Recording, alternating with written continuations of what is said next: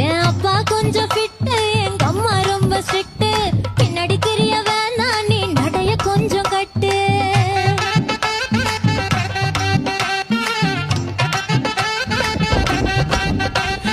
வண்டி மாட பூட்டி அந்த வாய்க்கா ஓர ஓட்டி ஊரை சுத்தி காட்டி உன்னை கூட்டின்னு போறேன் ஸ்வீட்டி. நான் ரொம்ப கோபக்காரி, நீ சுத்துற ஒரு மாதிரி. ஆடிக்கார ஏறி நான் போக போறேன் சாரி. ஓ அப்படியா?